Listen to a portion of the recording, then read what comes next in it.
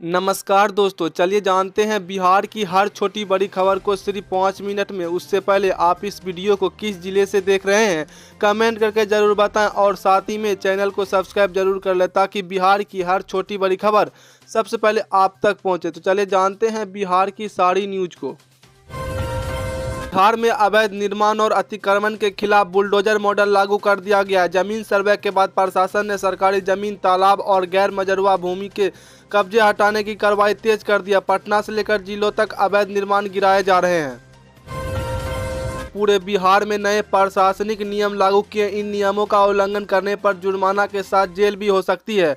सरकार का कहना है कि नियमों का व्यवस्था मजबूत होगी और अवैध गतिविधि पर रोक लगेगी।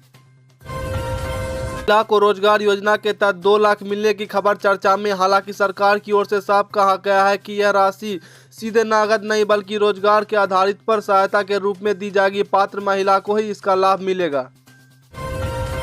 कर धारकों को केंद्र और राज्य सरकार की बीमा योजनाओं का लाभ दिया जा रहा है। दुर्घटना बीमा, सामाजिक सुरक्षा और कुछ योजनाओं को 1000 से 2000 तक की सहायता दी जाती है। राशि योजना के अनुसार सीधे बैंक खाते में आती है।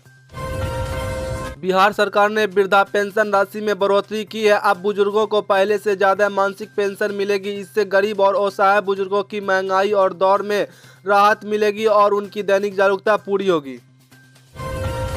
प्रधानमंत्री और मुख्यमंत्री आवास योजना के तहत घर बनाने के दी जाने वाली राशि बढ़ाए गए। ग्रामीण क्षेत्रों को लाभार्थियों को सीधे आर्थिक मदद दी जा रही है ताकि कई परिवार कच्चे मकान में रहने को मजबूर न रहे। बिहार में प्रधानमंत्री आवास योजना को मिशन मोड पर लागू किया जा रहा है। बचे हुए लाभार्थियों को चिन्हित कर राशि दी जा रही है। प्रशासन का लक्ष्य अगले साल तक सभी पात्र परिवार को पक्का घर उपलब्ध कराना है। राज्य सरकार ने नई कोचिंग नीति लागू करने की तैयारी में। इसके तहत सरकारी शिक्षकों को कोचिंग संस्था में पढ़ाने पर रोक लगेगी। सरकार का कहना है कि इससे स्कूलों की पढ़ाई बेहतर होगी और छात्र की गुणवत्ता शिक्षा मिलेगी। अब शिक्षक मनमर्जी से छुट्टी नहीं ले सकते हैं। प्राथमिक स्कूल में एक दिन में केवल एक शिक्षक को छुट्टी मिलेगी, जबकि उच्च विद्यालयों में सिर्फ 10% शिक्षक अवकाश पर जा सकते हैं। साल में अधिकतम 16 दिन CL मिलेगा।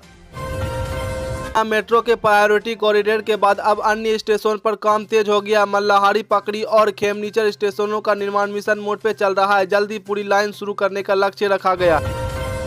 बिहार के सरकारी स्कूलों में हाईटेक बनाने की तैयारी। सभी माध्यमिक और उच्च माध्यमिक स्कूल में कंप्यूटर लैब और डिजिटल बोर्ड लगाए जाएंगे। इससे ग्रामीण छात्रों को भी स्मार्ट क्लास के आधुनिक शिक्षा का लाभ मिलेगा।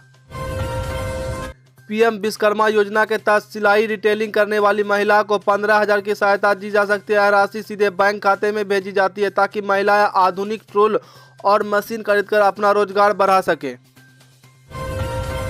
राज्य सरकार सरकारी स्कूल को आधुनिकीकरण पर जोर दे रही है। स्मार्ट क्लास, डिजिटल लैब और ई-लाइन सिस्टम से पढ़ाई को बेहतर बनाया जा रहा है। सरकार का लक्ष्य शिक्षा की गुणवत्ता में बड़ा सुधार करना। बिहार में प्रदूषण कम करने के लिए इलेक्ट्रिक बसों का दायरा बढ़ाया जा रहा है। पटना और मुजफ्फरपुर के बाद भागलपुर, गया और दरभंगा में भी ई-बॉक्स बसें चलेगी। चार्जिंग स्टेशन नेटवर्क भी तैयार किया जा रहा है। लंबे इंतजार के बाद दरभंगा एम्स का निर्माण कार्य शुरू हो गया है। शोभम और अवांटिक जमीन पर बाउंड्री और गेट का काम चल रहा है। इससे उत्तर बिहार के लोगों को बेहतर स्वास्थ्य सुविधा मिलेगी। प्रधानमंत्री मातृ वंदना योजना के तहत पहली बार गर्भवती महिलाओं को 5,000 की सहायता दी जा सकती है। यह राशि 3 किस्तों में बैंक खाते में भेजी जाती है, जिससे गर्भवती और पोषण संबंधी जरूरतें पूरी हो सके।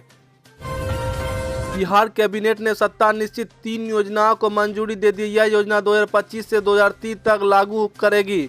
इसमें रोजगार, स्वास्थ्य, शिक्षा और बुनियादी ढांचे के विकास पर विशेष ध्यान दिया जाएगा। शिक्षा विभाग ने शिक्षकों को प्रमोशन देने और बकाया वेतन भुगतान का फैसला लिया है। इससे शिक्षकों में खुशी की लहर है। साथ ही शिक्षा छात्र अनुपात के आधार पर रौशनलाइजेंस भी किया जाएगा। गया इंटरनेशनल एयरपोर्ट पर लो विजिबिलिटी की समस्या खत्म होगी। कोहरे और सुरक्षित लैंडिंग के लिए CAT अपचोर लाइटिंग सिस्टम लगाया जा रहा है। जमीन अधिग्रहण की प्रक्रिया अंतिम चरण में है।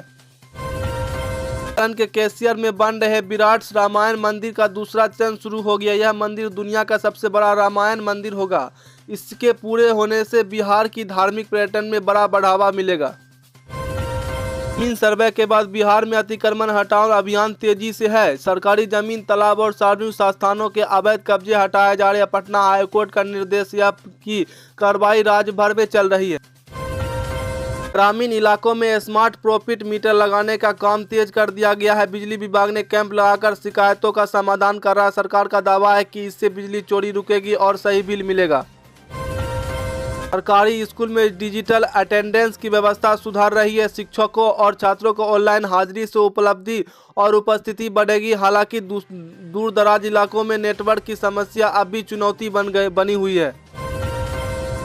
राजधानी पटना में पेट्रोल लगभग 105 और डीजल 91 प्रति लीटर बिक रहा है। अंतर्राष्ट्रीय कच्चे तेल की कीमतों में स्थिरता के कारण आज तेल के दामों में कई बड़ा बदलाव हुआ है।